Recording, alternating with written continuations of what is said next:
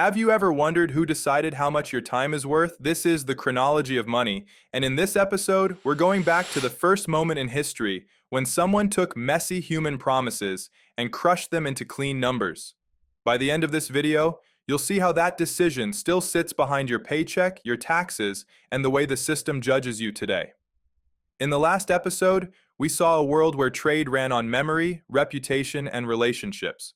You helped your neighbor because one day you might need them too. Promises lived in people's heads, not on paper. But once communities grew, that wasn't enough. Villages turned into cities. Temples became giant storehouses. What used to be simple exchanges inside a small group turned into flows of grain, oil, and goods that no single person could remember. And the people running those temples had a very simple but terrifying problem.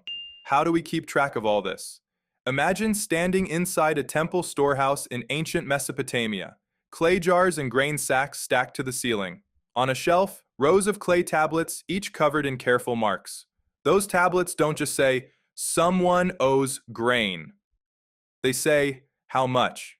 They say, "When it's due." They say, "What happens if it isn't paid?" For that to work, writing alone is not enough. You need something more basic. Units. How big is a portion of grain? How heavy is a weight of silver? How many days of work equal how much food? So the people who ran these systems did something quietly revolutionary. They began to standardize life. They created fixed measures for grain, oil, and silver. They set standard rations for workers and soldiers and drew up equivalence tables.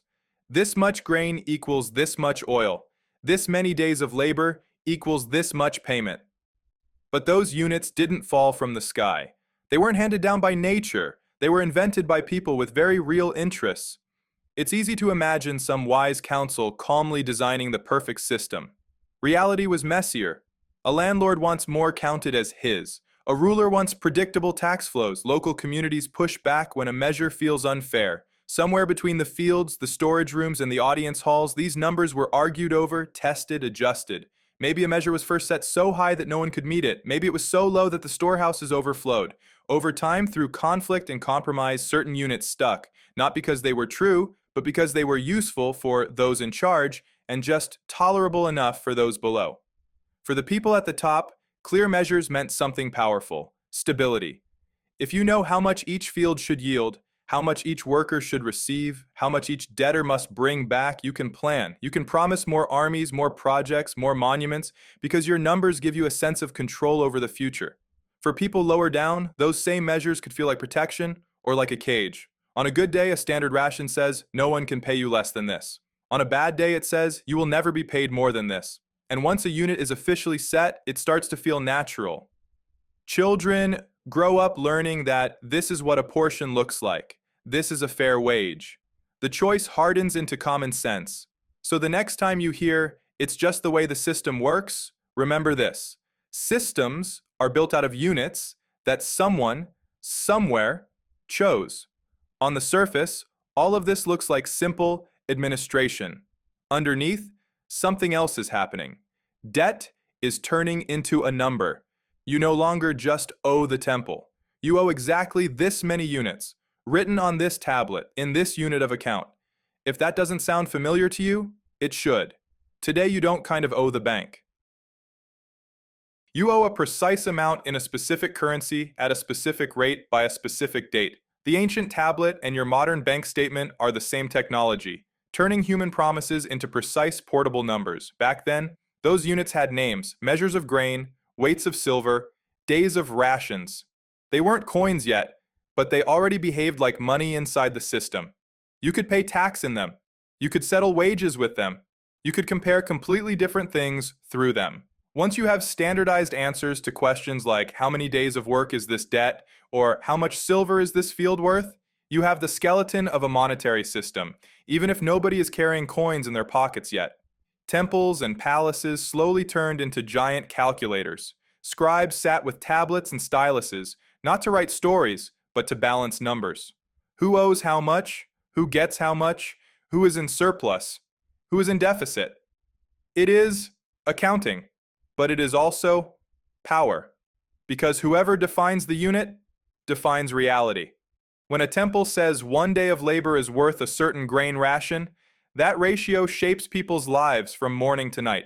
And if the palace decides to change the official value of silver against grain without touching a single field, some people become richer on the tablet, and some become poorer, even though nothing in the real world moved.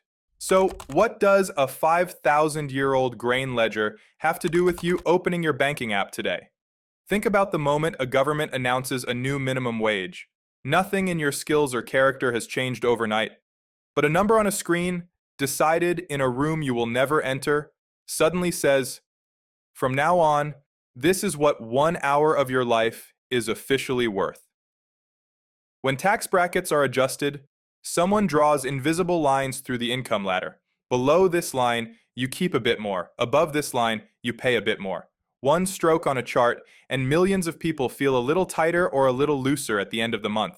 When a central bank moves interest rates by a few points, your loan and your credit card suddenly feel lighter or heavier, even though the street you live on and the job you go to look exactly the same. And just like in the ancient world, these decisions rarely feel like someone's opinion. They come wrapped in the language of expertise, committees, boards, indices, formulas. This is the inflation rate. This is the cost of living. This is sustainable. Most people never sit at the table where those numbers are chosen. We just live inside the results. From the outside, it looks like neutral mathematics. Inside, it is a series of decisions about who gets squeezed and who gets room to breathe. The numbers feel objective. They aren't. They are choices dressed up as facts. Back in Mesopotamia, the people who ran the temples and the scribes who kept the tablets could define your obligation with a few strokes in clay. Today, a few lines in a database can decide whether you get a loan, a house, or a second chance. The building changed. The material changed. The role stayed the same. We are still living inside that architecture. Measurement did something else too. Once everything becomes measurable, it becomes comparable. And once everything is comparable, it becomes tradable. As soon as you can say, this land is worth this much, this person's work is worth this much, this debt is this big, you can start ranking, packaging, buying, and selling those claims. Land can be seized for unpaid obligations. Labor can be bound with future promises. Debts can be passed on to the next generation. Turning life into units quietly turns relationships into contracts, and contracts into financial instruments. Mortgages, student loans, performance scores, risk models. All of them built on the idea that human lives and futures can be broken into numbers, and those numbers can be organized, priced, and traded. This doesn't mean measurement is evil. Without some way to count, large societies simply cannot function. But it does mean that every unit of account is also a unit of control. And that was already true 5,000 years ago.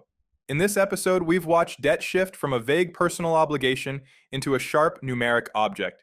We've seen how ancient institutions used units and measures to manage whole economies long before modern states and central banks. But there is still a missing piece. Right now, all this value is trapped inside the ledger. The next question is simple. When does value escape the tablet and enter your hand? In the next video, we're going to look at the invention of the first physical money, the moment when rulers stamped their authority onto pieces of metal, and value suddenly became something you could carry, hoard, steal, and send across a battlefield. You've been watching the Chronology of Money. If this gave you a new way of seeing measurement, debt, and money, don't forget to subscribe to the channel and explore the other videos in the series. The history of money is a mirror of humanity, and we're only just beginning to look into it.